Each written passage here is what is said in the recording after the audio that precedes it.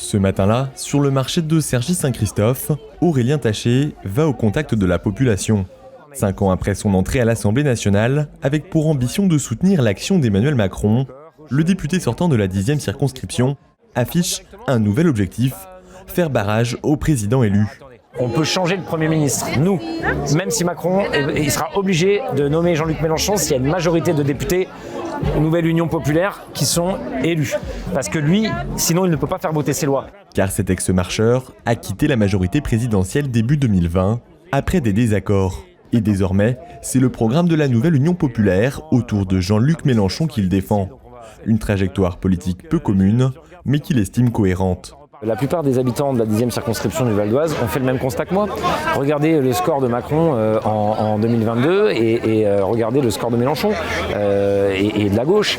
Vous avez quand même des gens qui ont été extrêmement déçus de la politique menée.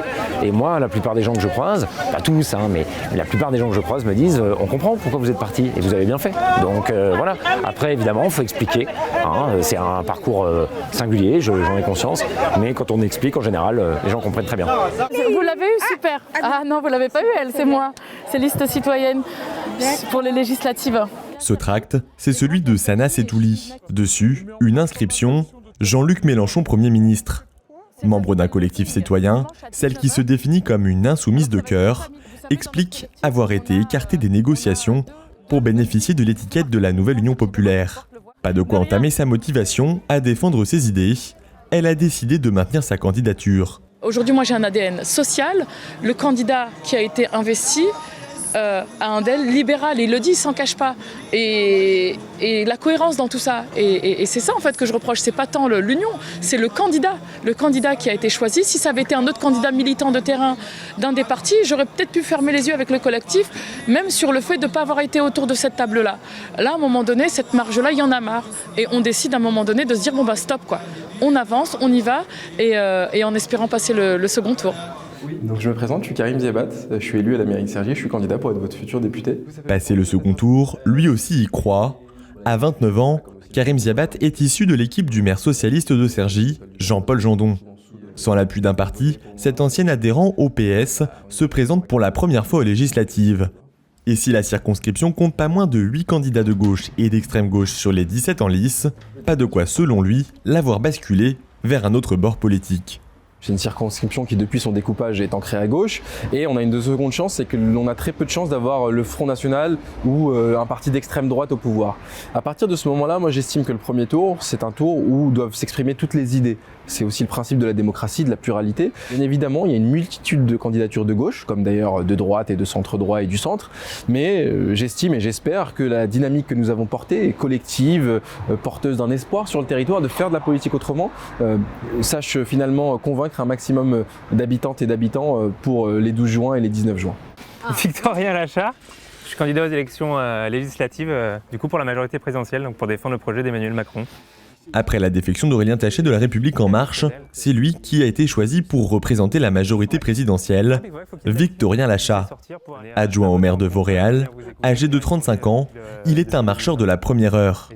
Et si la circonscription a largement voté pour Emmanuel Macron lors du second tour de 2022, la partie est loin d'être gagnée. Au premier tour, c'est Jean-Luc Mélenchon qui avait été préféré par les électeurs, avec des scores proches des 50% à Cergy ou 37% à Vauréal. C'est une tâche qui est évidemment pas facile, ça peut peut-être expliquer le fait qu'Aurélien Taché soit parti plutôt de ce côté-là et décidé de rejoindre Jean-Luc Mélenchon. Après c'est un combat politique, donc il faut le mener. En 2017, les habitants de la 10e circonscription avaient fait confiance à la majorité présidentielle. On a évidemment 50 bilans en plus, mais c'est d'où l'intérêt de continuer à être sur le terrain et de continuer à aller à leur rencontre pour pouvoir les écouter, pour pouvoir les convaincre.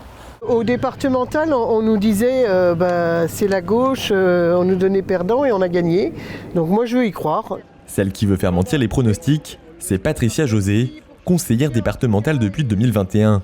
Face à la bataille entre les candidats de gauche, elle est la seule candidate à droite, grâce à un appui des Républicains, de l'UDI et des centristes. De quoi croire en ses chances pour celle qui est aussi élue dans l'opposition de Vauréal. Si on se présente, je pars du principe que c'est pour défendre un projet. La voix du centre et de la droite a le droit d'exister, au même titre que celle d'En Marche ou celle de NUP ou d'autres partis. Donc on a aussi des idées écologiques, on a aussi des idées sociales, on a aussi les problématiques du logement. Toutes ces problématiques me touchent et j'ai envie de les défendre au plus haut de l'État, donc à l'Assemblée nationale. Arrivé 5e en 2017, le parti de Marine Le Pen pourrait lui aussi tirer son épingle du jeu. Contacté, Richard Durand, candidat Rassemblement national, n'a pas pu se rendre disponible dans les délais nécessaires à la réalisation de ce reportage. La 10e circonscription est la plus convoitée du Val d'Oise, avec pas moins de 17 candidats. Sont aussi en lice Nadjet Harar pour l'Union des démocrates musulmans français, Sabine Rigouste pour les Patriotes, Evelyne Olivier pour le Parti animaliste, Christophe Faux pour Lutte ouvrière, Mathieu Binet pour le Parti ouvrier indépendant démocratique, Prabhakaran Madi, Divers Gauche, Patricia Fidi, Divers Centre, Augustin Belloc pour la gauche républicaine et socialiste, Jocelyne Sylvie Loulando pour le Parti radical de gauche, Malek Bensedik, Divers Centre et Patricia Grandvorka pour Reconquête, le parti d'Éric Zemmour.